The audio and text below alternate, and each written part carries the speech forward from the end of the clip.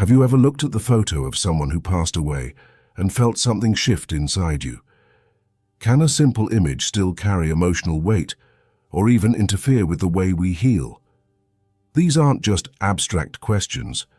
Most people keep photos of their lost loved ones somewhere in their homes, but very few stop to think how those photos affect their emotional and psychological space. In this video, we're going to explore the single biggest mistake nearly everyone makes with photos of the deceased.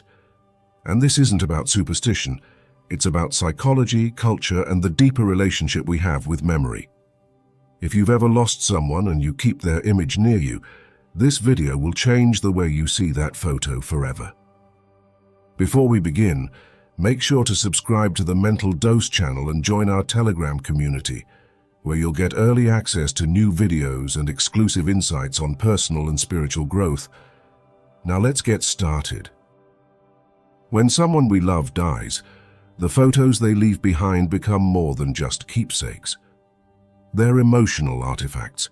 According to grief specialists like Dr. Pauline Boss, the presence of photos can either help us process grief or quietly trap us in it, depending on how we use them. Keeping a picture visible might feel like a way of staying close, but when done unconsciously, it can prevent our grief from evolving. We often think that the more we see someone's face, the more we're honoring their memory. But in truth, unresolved grief can be prolonged by constant, passive exposure to a loved one's photo, especially when it's left untouched in the same space, year after year.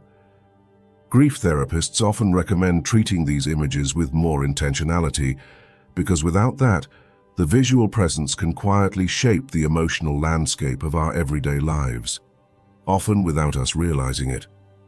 As we transition into broader cultural practices, it's worth asking, are we managing these emotional symbols with the care they deserve, or just doing what feels normal? In cultures around the world, how we handle the photos of the dead is anything but casual. In Japan, for instance, photographs of deceased ancestors are placed on household shrines called butsudan, accompanied by ritual offerings, incense, and prayers. In Mexican culture, the Dia de los Muertos tradition involves setting up ofrendas, altars that include photos of the departed, but only during specific periods meant for remembrance. These customs are not only spiritual, they're psychologically functional. They mark boundaries between the living and the dead, reminding us that while the connection remains, the relationship must transform. The photo isn't just decoration, it's sacred, symbolic, and time-bound. In contrast, many people in Western societies treat photos of deceased loved ones in the same way they would when that person was alive. They remain on desks, bedroom walls, and living room shelves indefinitely, collecting dust but never being recontextualized. Anthropologist Margaret Gibson refers to this as visual haunting, where the photo becomes a static monument rather than a living symbol of memory.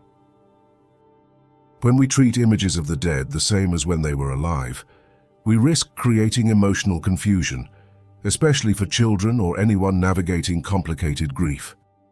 Photos without context can become emotional traps, subtly reinforcing a loss we haven't fully integrated. One fascinating case comes from Bali, where photographs of the deceased are not displayed until after an elaborate cremation ritual, sometimes delayed by months or even years. Until the ritual is complete, families avoid keeping visual mementos in the home to prevent the spirit from lingering. Anthropologist Robert Wessing notes that such practices aren't about fear, they're about emotional boundaries. The photo only enters the home when the grief process has a structure, and when the family is ready to shift from mourning to remembrance. This reinforces the idea that how and when we introduce photos matters just as much as where we put them. Let's take this a step further and talk about what this looks like in real life, the behavior most people fall into without even realizing it. The most common mistake, what 99% of people do, is this. They leave a deceased person's photo exactly where it was before the person died. Same frame, same room, same placement. Nothing changes.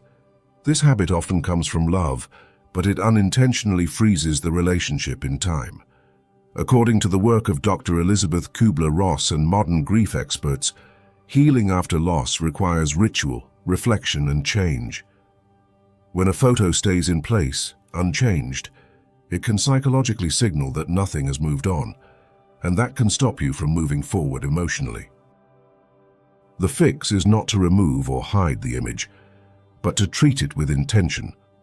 Move the photo to a more symbolic space, such as a memory corner, or integrate it into a seasonal ritual where the image is displayed during anniversaries or times of reflection. Some people place letters or flowers near the frame to create emotional closure. Others rotate photos over time to reflect how their grief and memory are evolving. This small act of change sends a signal to your brain and heart. The relationship has changed, but the love remains. Memory becomes active, not passive. Now that we live in a digital world, this problem has taken on new dimensions and new risks.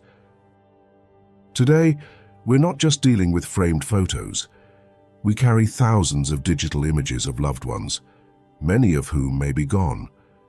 These photos show up in unexpected ways: phone galleries, social media memories, algorithm-generated slideshows, and that creates what psychologists now call grief triggers. Sudden reminders that disrupt your emotional state. A 2020 study published in the journal Death Studies found that digital reminders of deceased loved ones, especially unexpected ones, can significantly impact the grieving process, sometimes delaying closure or reigniting emotional pain. Experts now recommend treating your digital photo collection with the same care you would use with physical images. Archive what you're not ready for. Delete what you no longer need. And most importantly, choose how and when you want to remember. In other words, don't let the photos choose you. Choose your relationship with memory. Create emotional boundaries that protect both your past and your present. So, what should you do the next time you look at a photo of someone who's no longer with you? Ask yourself, am I honoring this memory, or am I quietly avoiding the pain of change? Is this helping me grow or holding me still? Never treat a photo of the deceased like an ordinary object. Never leave it in place just because it feels familiar. And never underestimate the power of memory to shape your emotional life, for better or worse. Now, it's your turn. Leave a comment below and let me know how you relate to the photos of someone you've lost. Have you ever felt a shift in your space or mood because of them? And don't forget to subscribe to Mental Dose for more deep dives into emotional wellness, memory, and spiritual growth. And if you haven't already, join our Telegram community to get early access to new videos and resources designed to help you grow through what you go through. Thanks for watching. Carry your memories wisely